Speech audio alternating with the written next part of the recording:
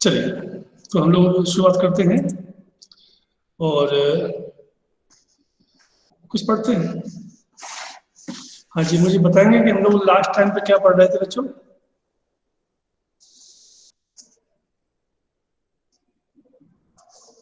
हम लोग लास्ट में कल क्या पढ़ रहे थे? लास्ट डे परसों यानी कि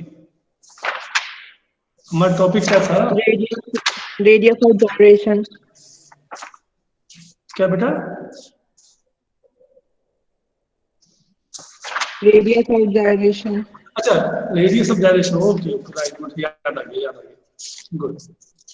हाँ, ये बेटा मान के चलना कि ये जो चैप्टर हम लोग पढ़ रहे हैं अभी, ये अपने कुछ खास और बड़े टफ सब्जेक्ट में से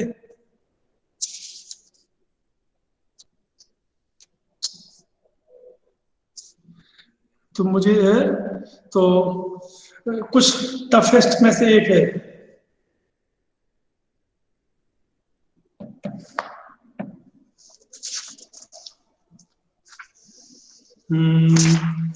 इसलिए कहीं थोड़ी सी दिक्कत भी आए तो ये मान के चलना। खैर, हालांकि हमने ये पढ़ लिया, ये भी हो गया काइनेटिक। हाँ, तो हमारा रेडियस ऑफ जायरेशन हो गया था, राइट, है ना? और मैंने आपको मोमेंट ऑफ इनर्शिया बेटा हमारा हो चुका था पहले, है ना? Yes sir. हाँ, यस सर। तो ये ध्यान रखना कि थोड़ा सा हम लोग वापस अपने बोर्ड की तरफ जाते हैं। और मैं आपको बता दूं कि लीनियर मतलब सिंपल काइनेटिक एनर्जी कितनी होती है? Half mv²। तो रोटेशनल मोशन की काइनेटिक एनर्जी कितनी होगी आपके हिसाब से? वो होगी k = 1/2। m क्या है? मास। तो मास जो है, मास, ये मास को हम लोग रोटेशनल मोशन में किससे करते हैं, रिप्लेस करते हैं? आई से। Very good, very good. और v को? ओमेगा। बहुत अच्छे। ये आंसर है। ये हमने शॉर्ट में बता दिया कि ऐसे होगा, लेकिन वास्तव में कैसे होगा? तो आज का टॉपिक है काइनेटिक एनर्जी ऑफ रोटेशन। यानी कि जब कोई बॉडी ऐसे चल रही है तब उसकी कितनी एनर्जी होती है, और जब वो घूमेगी तब भी होगी, क्योंकि kinetic energy basically depend on the motion. तो मोशन तो हो रहा है, तो लीनियर काइनेटिक एनर्जी होती है हाफ mv²। तो हम ये प्रूव करेंगे कि जो रोटेशनल काइनेटिक एनर्जी होती है वो कितनी होती है? Half I ω²। So today's topic is kinetic energy of rotation. ठीक है, काइनेटिक एनर्जी ऑफ रोटेशन।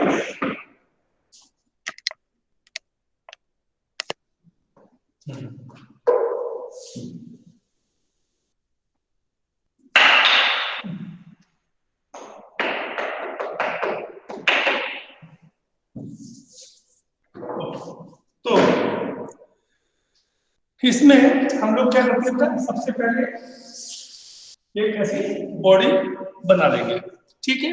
और ये ध्यान रखना, ये आपने कहा ये इसका एक्सिस हो गया एक्स वाई, और ये ऐसे ओमेगा ओमेगा से घूम रहा है, ठीक है? अब इसमें क्या होगा हम भी देखेंगे, बहुत सारे पार्टिकल होंगे। एक हम सिर्फ 3 ले सकते हैं। एक पार्टिकल मान लो यहाँ है m1, एक पार्टिकल ये है ये m2 है, और ये पार्टिकल है ये m3 है। तो इसका जो डिस्टेंस होगा वो कितना होगा? r1। ये कितना होगा? r2। और ये कितना होगा? r3। बच्चों, अब मैं आपसे कह रहा हूं कि ये जो बॉडी है ऐसे बहुत सारे पार्टिकल से मिलकर बनी है। अब ये भूल जाओ, अब इसमें केवल एक ही वर्ड है, मान लो कि एक ही पार्टिकल है केवल, अब वो पार्टिकल है मान लो m1, वो बॉडी नहीं है, तो आपको क्या लगेगा, तो मान लो कि बॉडी तो रोटेशनल मोशन में है, लेकिन जो पार्टिकल m1 है वो कौन से मोशन में है, बताइए।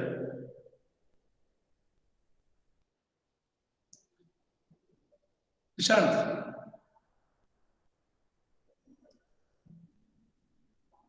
सर रेस्ट में। अरे पागल घूम रहा है ये, ऐसे घूम रहा है तो वो कैसे जाएगा, बताओ। सर वो है रोटेशन। सर्कुलर मोशन में, बॉडी किस में है, रोटेशनल मोशन में पूरी बॉडी, लेकिन लेकिन लेकिन जो एक सिंगल पार्टिकल है वो किस में है, रोटेशनल मोशन जो है वो सर्कुलर मोशन में है, यानी कि उसका जो सर्किल होगा कुछ ऐसा होगा, यानी कि ऐसे ऐसे ऐसे राइट, ये बना लीजिए बस।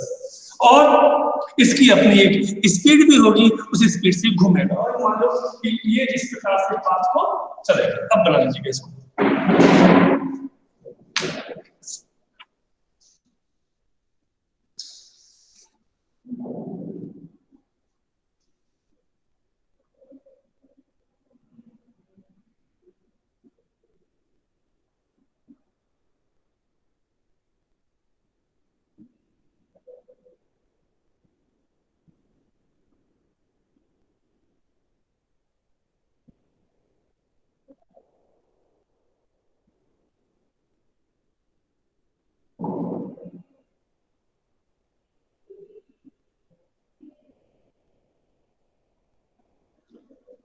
जैसे बच्चा मुझे बोल देगा।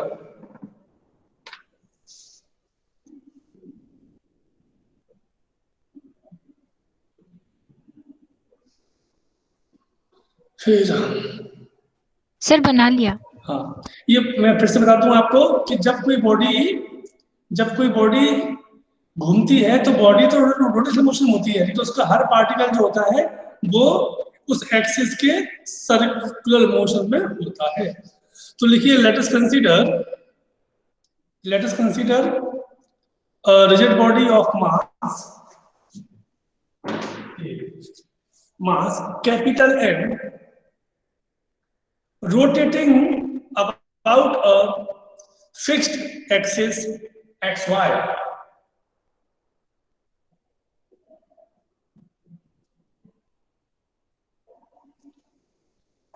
and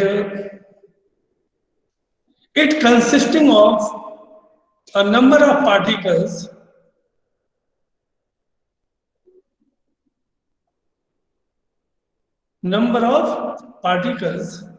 m1 m2 m3 dash dash dash कर देना।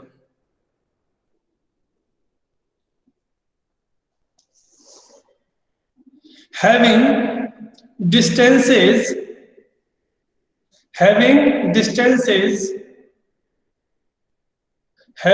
distances from the axis of rotation xy,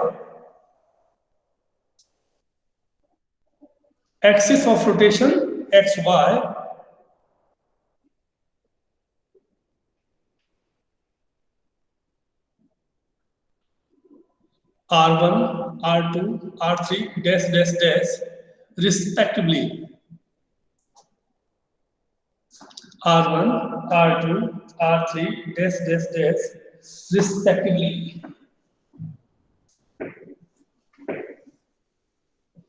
ठीक। and the linear velocities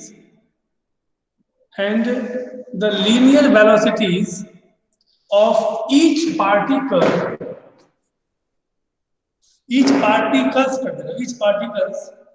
are v1, v2, v3 dash dash dash,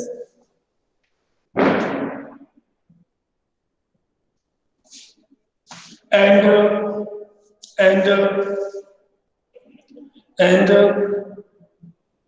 a body and a body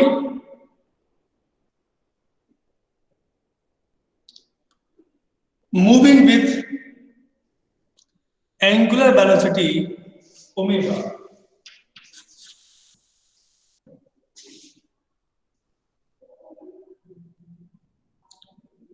Then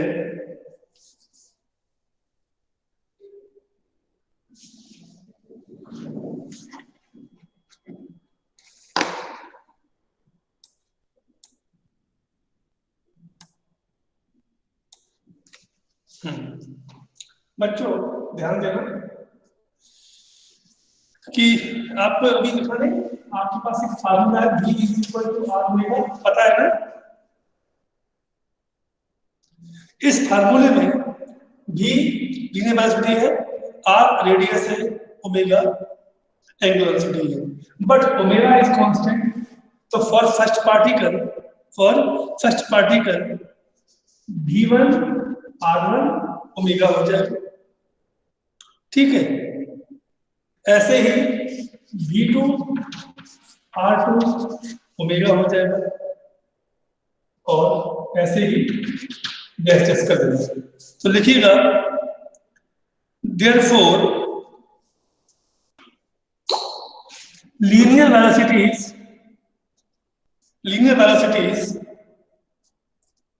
of these particles are V1 is equal to R1 omega, comma, semicolon. V2 is equal to R2 omega. V3 is equal to R3 omega and dash dash dash.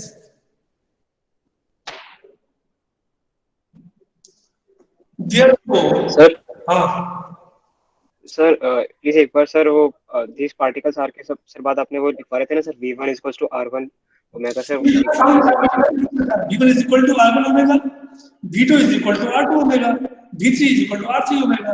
Omega constant रहेगा, क्यों? क्योंकि वो पूरी body के लिए fix है. R1 हर particle का अलग है, इसलिए उसकी स्पीड भी अलग है ना? Yes sir. ये first particle, second, third, fourth, fifth, sixth जितने भी हो.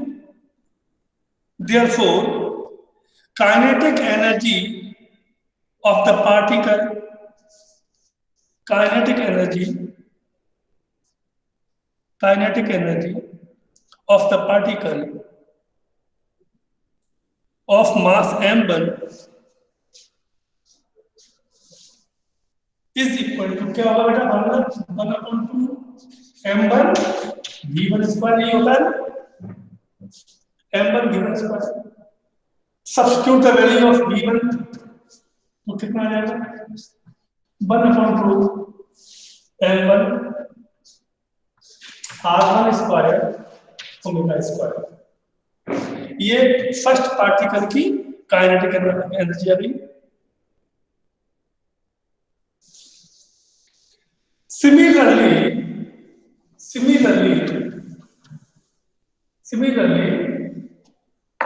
the kinetic energy of the other particles are, अब इसको देख के हम लिख सकते हैं क्या? ये 1/2 m2 r2 square omega square, comma 1/2 m3 r3 square omega square, दस वो सारे हैं. ये अलग अलग पार्टिकल्स की आ गई. अब मान लो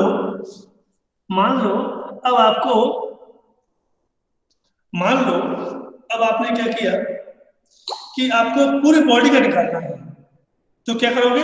सारे पार्टिकल्स को जोड़ दो, तो पूरी बॉडी का निकल आएगा. तो लिखिए the kinetic energy of rotation, the kinetic energy of the rotation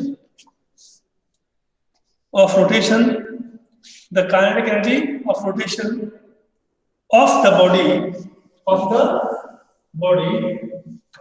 is equal to the is equal to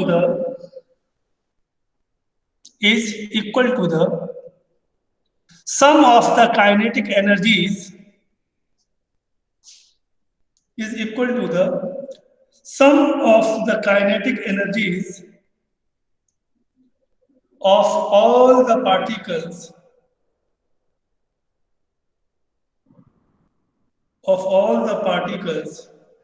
containing particles constituting it.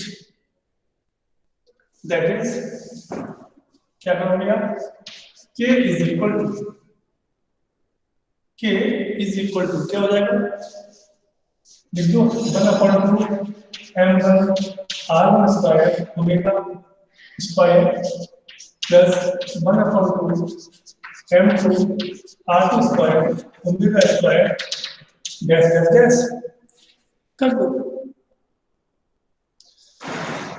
अब हम यहाँ पर देख रहे हैं तो इसमें से 1/2 समय कौन आने वाला है, यानी कि m1 r1 square plus m2 r2 square dash और बाहर क्या आ जाएगा ये omega square.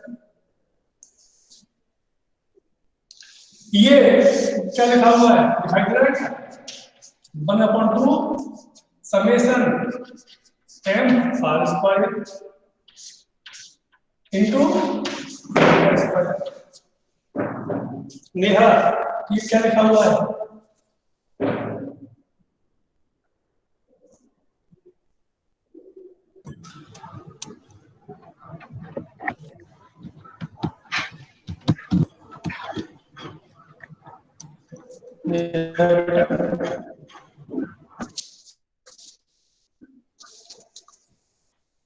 I think Neha आवाज नहीं आ रही इसकी निशान बेटा। ओके हाँ बेटा नहीं हो आवाज नहीं आ रही बिक रही निशांत। Yes sir. क्या लिखा हुआ है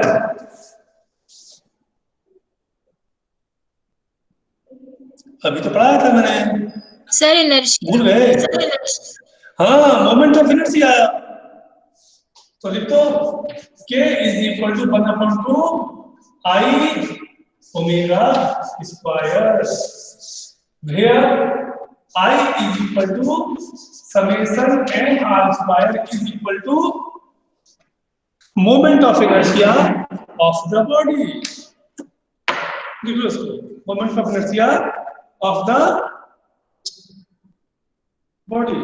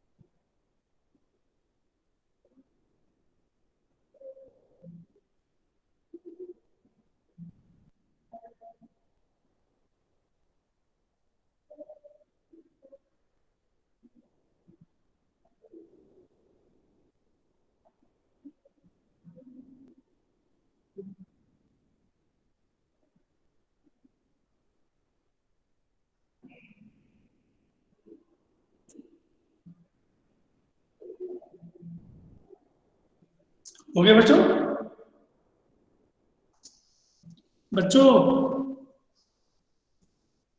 यस सर।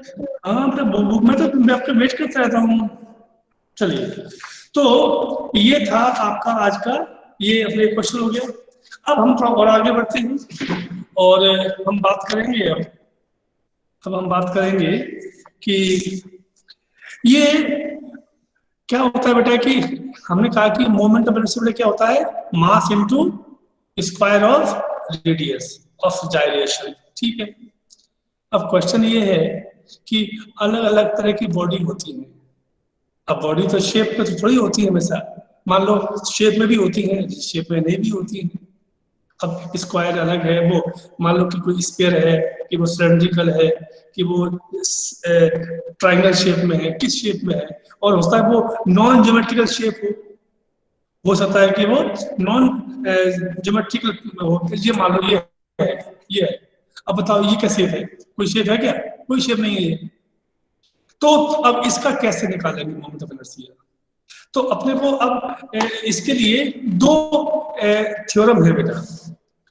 पहली है परपेंडिकुलर एक्सिस थ्योरम और दूसरी होती है पैरेलल एक्सिस थ्योरम। ये वो दो थ्योरम है जो ये बताती हैं कि कैसे कैसे हम लोग ये जो क्या बोलते हैं इसको, माफ करना, किसी भी अननोन बॉडी का हमको यदि मोमेंट ऑफ इनर्शिया निकालना है तो हमारे पास ये दो इक्वेशंस हैं, दो थ्योरम है।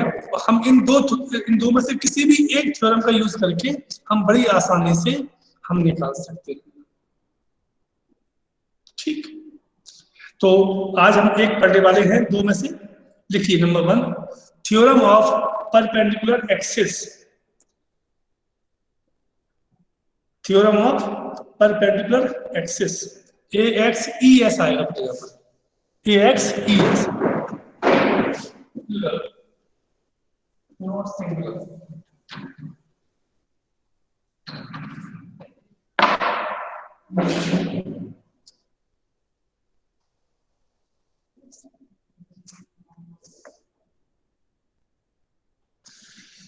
बच्चों ये एक पैसा समझ लो, मैं कुछ दिखाऊंगा आप लोगों को।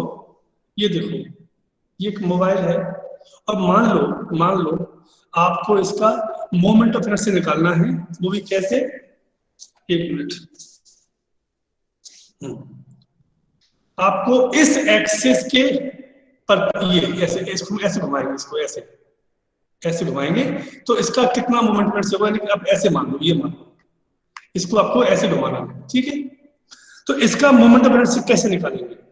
तो वो ये कहते हैं कि यदि आपको इसका ऐसे निकालना है, ऐसे में, यदि कैसे में, ये वाला, तो इसमें इसका मतलब कहता है कि ये जो इसका जो ये जो आएगा वो एक बार इसको ऐसे घुमा दो, ऐसे, और एक बार इसको ऐसे घुमा दो, ये इन दोनों को सम करोगे तो वो तीसरे का निकल आएगा। यानी कि यदि आप एक्स एक्सिस के साथ में रोटेशन निकाल दो प्लस वाई में निकाल दो तो दोनों का जो सम करोगे तो वो जेड में निकलेगा।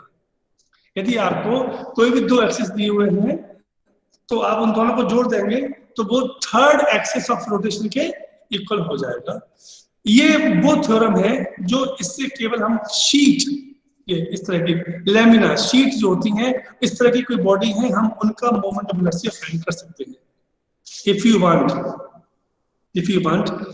और एबनॉर्मल बॉडी या 3D बॉडी स्पेशली, तो उसके लिए हमारे पास नेक्स्ट आने वाला है, उसको हम पढ़ेंगे, उसका नाम है parallel axis theorem.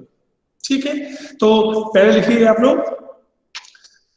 Theorem of perpendicular axis, इसका स्टेटमेंट लिखिए।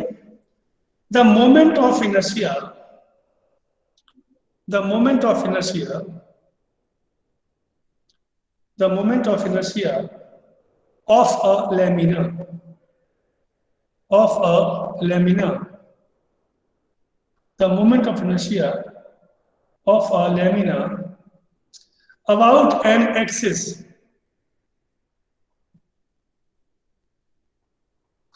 about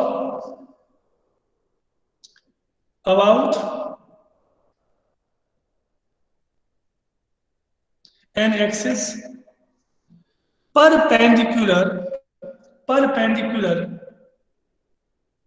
to its plane, perpendicular to its plane, is equal to the is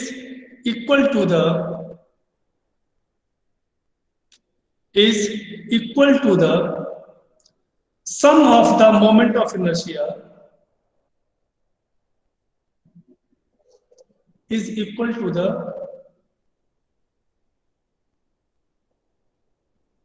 is equal to the sum of the moment of inertia about any pair of mutually perpendicular about any pair of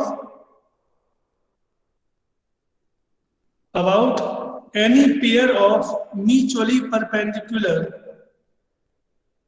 axis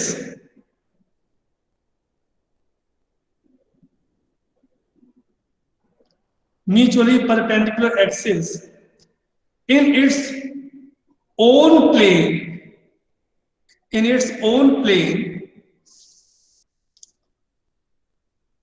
provided the given axis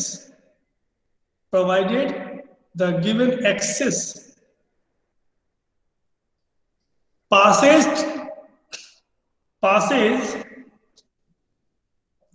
through their point of interaction.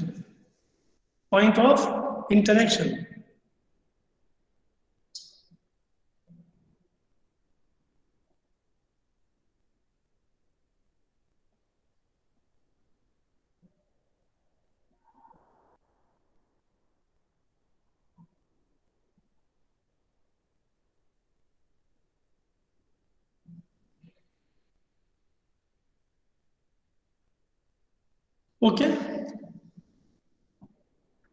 आगे लिख लो, थोड़ा सा फायदा देगा कि this theorem is applicable to lamina body only.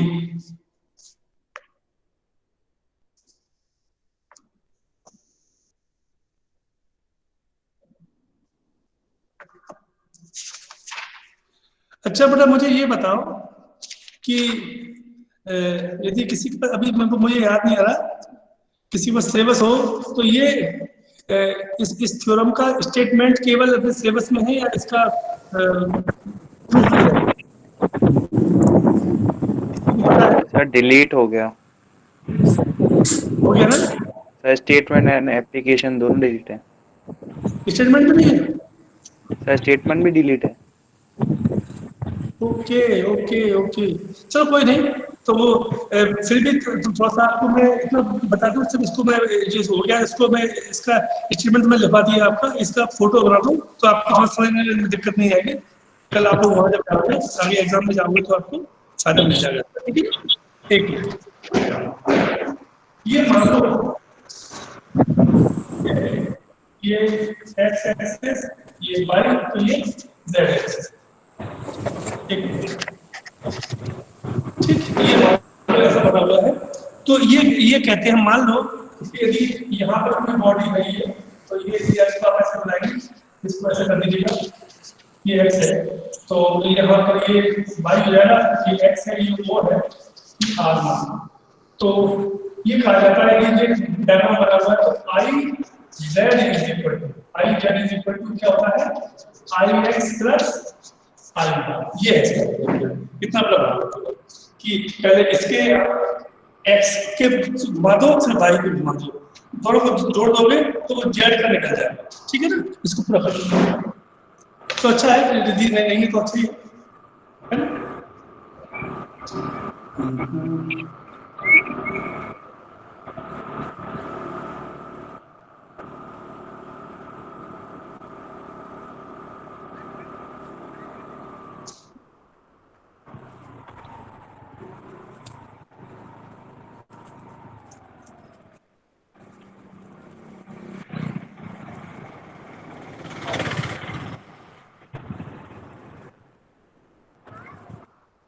Sir. हाँ sir, ये वेदांशी का माई कौन है सर? वेदांती, सर वो गाड़ी चला रही है शायद. बहुत अच्छे. वेदांती जवाब दो. Yes sir. आवाज क्यों आ रही है इतनी? सर बाहर हूँ. बाहर हो? Yes sir. तो बेटा घर में रहो बेटा, खुद भी ऐसे कैसे पढ़ पाओगे? सर थोड़ा अर्जेंटली था इसलिए. क्या? सर थोड़ा अर्जेंटली आना पड़ा था इसलिए. अरे बेटा यदि स्कूल लग रहा होता तो तुम कहाँ होते? चलिए कोई बात नहीं, इस पर टाइम नहीं इस पर बात करने का, बाद में बात करें।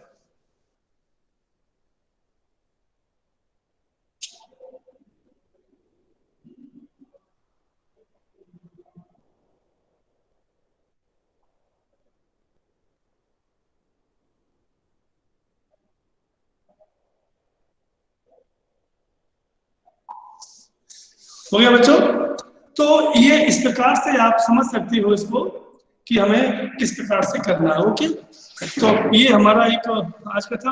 अब चूंकि ये नहीं है तो अपना थोड़ा और आगे जल्दी बढ़ जाएंगे हम लोग, है ना? और चलिए ठीक है। ओके, तो हमने आज स्पेशली हमने वो पढ़ लिया। और क्या बोलते हैं निशांत बेटा, तो वैसे तो मैं मुझे याद रहता है, कभी कभी दिमाग से निकल जाता है, तो अपना सिलेबस ना सामने रखा करो, है ना? यदि कोई ऐसी चीज हो ना कि जो मैंने सिलेबस में नहीं है तो मुझे थोड़ा सा टोक दिया करो कि सर ये नहीं है, तो फिर क्या होगा कि फिर मैं उसमें से आपको जो महत्वपूर्ण चीज है वैसे बता दूंगा, आगे बढ़ जाएंगे, है ना?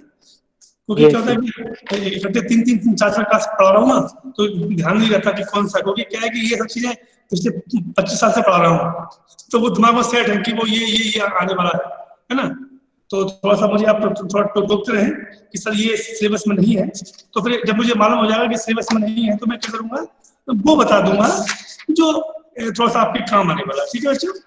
ओके, तो अभी आप लोग जाइए वापस, अभी अपनी क्लास पढ़िए अंग्रेजी की, इसके बाद मेरे पास दोबारा आइए और फिर हम लोग टेस्ट लेने वाले हैं आराम से, और उसके लिए अभी से गुड लक। सर, हाँ बोलो सर वो प्रैक्टिकल्स का क्या करना है? बेटा, सब करना है तो आना पड़ेगा स्कूल में, क्या करोगे तो? नो सर, फिर फाइल तो बना लेंगे, आप वो भेज दो, पीडीएफ में हम लिख लेंगे, आओ। है ना सर? तो कौन से करना है आप भेज दो, फिर हम लिख के ले आएंगे। ये हम लोग जो है अपनी जो मंडे को तो छुट्टी है, ट्यूसडे से कुछ जो मैं आपको पूरी रिपोर्ट दे रहा हूँ कि आपको क्या क्या लिखना है आपको, ठीक है ना? Okay sir. आप जब तक आप सभी लोग अपनी अपनी एक कॉपी जो वो नोटबुक परचेज कर लो, यस सर। है ना? सभी बच्चों से बोल रहा हूँ, सभी बच्चे फिजिक्स की भी, केमिस्ट्री सबके लगने वाली हैं, तो आप सभी लोग अपनी अपनी नोटबुक को परचेज कर लो। और मैं आपको उसी में दिए हैं बेटा, उसी में मैं आपको बता दूंगा कि आपको कौन कौन से आपको लिखने हैं, ठीक है ना? Okay sir. आप लिख लेना, बाकी काम हम लोग जब यहाँ आएंगे, आप लैब में आएंगे तो मैं आपको लैब में करवा दूंगा। ये तय हुआ है कि आधे आधे बच्चे करेंगे, है ना? और आधे आधे बच्चे कर करके दो हिस्से में हम बुलाएंगे, जिससे कि आप लोगों के बीच की जो डिस्टेंसिंग है वो भी बनी रहे और हमारा काम भी हो जाए। क्योंकि 12th का तो डेट ही आ गई, एग्जाम डेट 12th की तो एग्जाम डेट आ गई 1 जनवरी से लेकर के 7 फरवरी के बीच में उनके होने हैं। तो जाहिर है कि आप लोगों की भी डेट कभी भी आ जाएगी इसके बाद, है ना? तो अपने को थोड़ा सा करना पड़ेगा। तो बिल्कुल ठीक है, आप सभी लोग आज एक काम कर लीजिएगा, आज ही कर लेना बेटा, क्योंकि कल तो छुट्टी रहेगी, संडे है। तो आप सभी लोग अपनी अपनी नोटबुक खरीद लीजिएगा, फाइल, इसकी जो फाइल है प्रैक्टिकल की वो खरीद लो, ठीक है ना? Yes sir. Side thank you sir, sir.